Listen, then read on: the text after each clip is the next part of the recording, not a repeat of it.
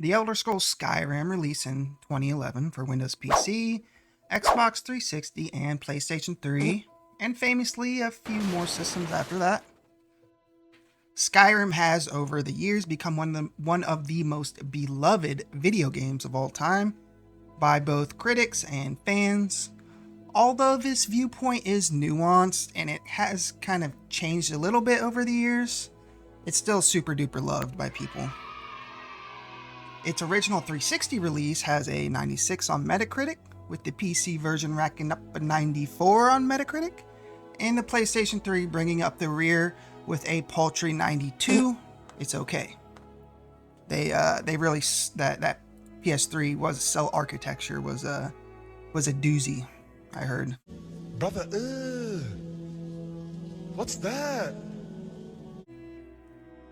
Within 2 days of launch, Skyrim had already sold over 3 million copies, and according to Todd Howard, the game had sold more than 62 million copies to date, and that date was 2023.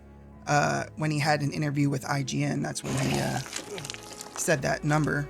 I assume it's maybe like a million or two more. Who would have thought? Not me. So that would make it one of the best-selling games of all time. Like, let's see, it would be about... Jesus Christ. I just looked at this list the other day. It'd be about 7th or 8th, between that and Red Dead 2.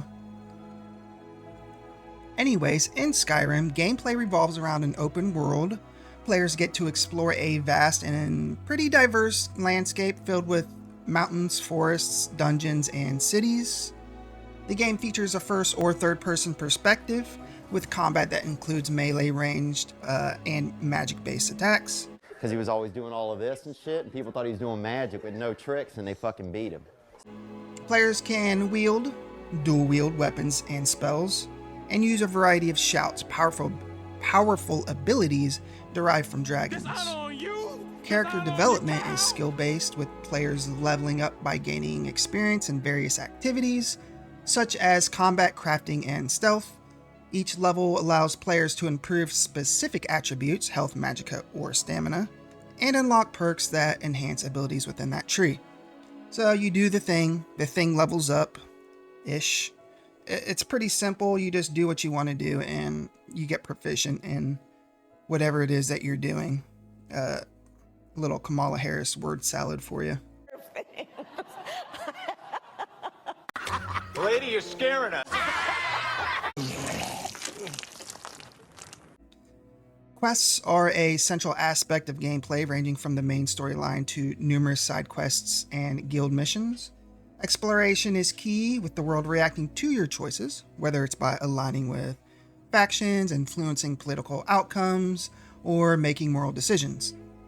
Crafting, including alchemy, smithing, and enchanting, allow for customization of weapons, armors, and potions. The game also supports player housing, marriage, and other immersive life sim type stuff. So it really contributes to the feeling of living in the world of Skyrim, having all that stuff.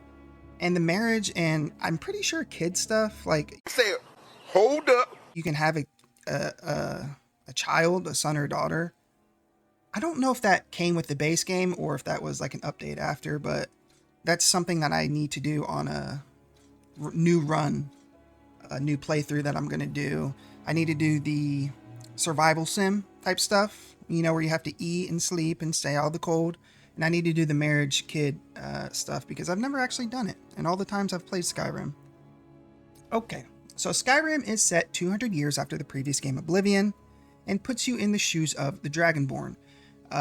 This Dragonborn is a prophesized hero who can wield the power of dragons. As the Dragonborn, you are caught in a civil war between the Imperial Legion and Stormcloaks, but wait, there is more. You must also face the return of the ancient dragon Alduin, whom, you guessed it, has a prophecy of his own, and they don't call him the World Eater for nothing. Pretty self-explanatory. Now, we're going to get into the negatives of the game. That was just a nice little synopsis. The negatives: bugs, technical issues, and lots of bugs. The game is known for its bugs. just as much as its open world and setting and all the good things that come with Skyrim, are equally kind of weighed out by the bugs and tech issues. While I do admit most of the bugs are endearing to a certain degree, like getting yeeted into the stratosphere, I'm like 85% sure the dev team didn't mean for any of these bugs to actually be in the game.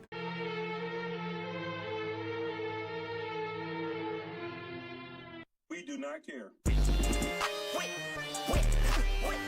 That being said, personally, part of the charm of Skyrim are the silly bugs.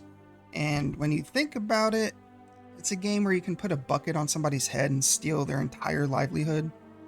So is it so crazy to get punted into space by a giant and his friends? Like, those two things are not 6 degrees apart. They're like 1 degree apart. And I think that's, on a fundamental level, I think that's why the bugs in this game are like somewhat tolerated and kind of loved by the community, is that they almost kind of fit with like everything else, all the other zany, crazy crap that you get into in that game. And I think that's why it's kind of accepted, because if like bugs like that existed in The Last of Us, it would be like shunned. It's an Amish technique. It's like slapping someone with silence. You know what I mean? But if I were to be like an actual critic, and I'm definitely not, I would say, no, these bugs should not exist, even though I like them. Another negative, and this one is a little more subjective, is the character progression system. Skyrim uses a more streamlined version of leveling and progression, which many thought was a little too casual and somewhat alienated fans of the old ways. You're a bitch. In the days of Oblivion, for example, you would choose a class at the start. Have you ever had a dream that you... You would choose a class at the start of the game, which would pretty much dictate your progression and your play style and your actual role playing, right? You really felt like the character, you really connected with the character.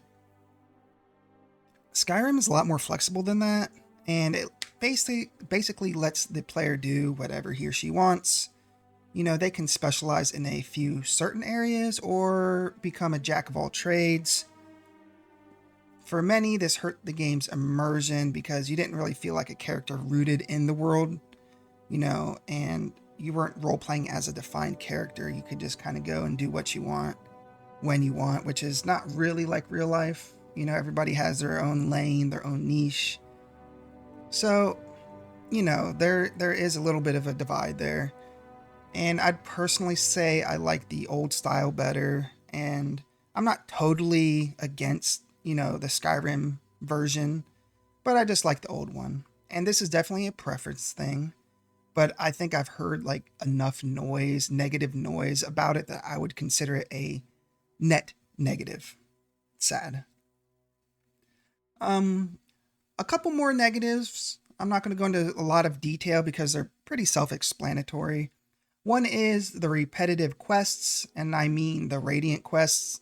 They don't have a lot of depth and meaning and aren't all that compelling, and they're all basically a variation of the same thing. Yeah, the handcrafted quests, great, but the Radiant quests, pretty lame after a while. There's also clunky combat. I don't think the combat's all that great. I personally like the combat, but I'm not going to pretend that it's not janky as hell and objectively not very good. Sometimes it doesn't just work. Those are the big negatives of the game. Now let's move to the juicy positives. Nice. Skyrim's open world design. I think this game really set a new standard and a new bar in gaming. The vast, detailed world, unparalleled freedom, allowing players to explore wherever, whenever, however they want. If you see it, you can go to it, to the top of the fucking mountain. A lot of times I would just be setting off on foot. Also, side note, I never use mounts in Elder Scrolls ever. I hate them. I'm like, what do you say fuck me for? They're janky. I should have put that in the negatives, but even if they were good like Red Dead Redemption 2, I probably still wouldn't, because there's something about exploring on foot that I find very peaceful and calming and more immersive and fun. Back to my point. A lot of times I would be setting off on foot in a direction with no real particular goal in mind other than just seeing, what's on the way, where the wind takes me. Or on the other side of the spectrum, I'd set off with a goal in mind and forget what I was doing because I got distracted by 10 other things. This is not a bad thing. I love that aspect of Elder Scrolls games and Bethesda games in general. The fact that the game world and the world building is so interesting that you can completely be okay with forgetting your main objective because the side stuff is so cool.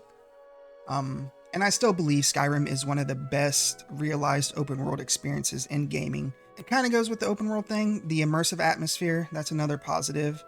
The atmospheric design, the iconic soundtrack, dynamic weather, richly detailed environments. And I especially want to point out the music, which was written and composed by, I hope I get his last name right, Jeremy Soule, or Soule. It's Soule. I think a lot of these compositions rival or are even better than Hollywood scores. And I'm not joking. I have a whole playlist that's just Skyrim Oblivion music with crickets in the background or something. Anyways, the way the music kicks in at just the seemingly perfect moment, as soon as you've hit the crest of a mountain or you're just walking along a forest path, is it's really just perfect. And no other game can really capture that feeling, that sense of wonder that the music really instills into the player. I really believe that I wouldn't say the music is underrated because people love the music and they know how good it is. But I feel like it's such an unspoken pillar of Skyrim. And that still doesn't get enough praise, but the praise it does get is always still very high. If that made any sense at all. All right, another positive is the replayability. With countless quests, guilds, and a vast array of character builds, Skyrim does offer a lot of replayability, which is why I revisit Skyrim at least once a year, usually like 2 or 3 times a year. I'll go back and play for hardcore for a month, and then I'll stop for a few months, and then I'll pick it up again and start again. Yeah, I already talked about this, but I wrote it down. I do want to do a survival sim run because I have not done that yet. Another big shout out is the game's modding community, which has definitely expanded and extended this game's lifespan. With mods adding everything from new content to graphical updates. So yeah, the modders definitely get a huge shout out here because they're the ones really keeping the game alive and fresh and new and exciting, along with the 57 official releases. Side note, I do want to link the Skyblivion project in the description. It's basically a remake of Oblivion with the newest Elder Scrolls graphics tech. They're redoing the quests and stuff, and no one asked my tiny little channel to push this project, but it's just something I've kept my eye on personally. And if you're even watching this far into the video, you love Elder Scrolls also. So yeah, it looks really, really good. Check it out. I will link that in the description and maybe the pinned comment. Another positive is Skyrim's huge, and I mean huge, impact on gaming culture. Becoming a reference point for open world games, period. It's memeable, it's quotable. Things like taking an arrow to the knee have actually become a part of pop culture, which is crazy to think. Really, only very few games actually reach meme lord status. And Skyrim has, for better or worse, whatever. People like to clown on Bethesda a lot, but the game sold over 60 million copies. There's a reason why. So if you become an actual meme generator, I think you've hit it pretty big. I think that's leaving your impact, your stamp on the gaming industry and gaming culture proves just what a big deal you are. So Skyrim stands as a testament to the power of immersive open world gaming. Its vast landscapes, rich lore, and the freedom it offers players to forge their own path create an experience that resonates deeply with both casual gamers and hardcore RPG enthusiasts alike. Despite its flaws, the game's ability to transport players to a living, breathing fantasy world filled with adventure and discovery is what makes it truly remarkable. Skyrim isn't just a game, it's a journey, a story, and a place where countless players have found both excitement and solace. Its enduring legacy is a testament to the magic and wonder it continues to inspire, making it one of the most beloved games of all time. Alright, so basically I think Skyrim's pros far outweigh its cons. So if I were going to rate it, how good was it actually? I would give it 4 leafy nirnroots and 1 very small arrow to the knee. Anyways, thank you all for watching. I hope you really enjoyed the video. Consider liking and subscribing, and let me know a memory of yours when it comes to Skyrim. A good memory of mine is restarting the game every 6 months with a new build, knowing I'll never finish the game, and I'll just start over again. Peace and love. God bless.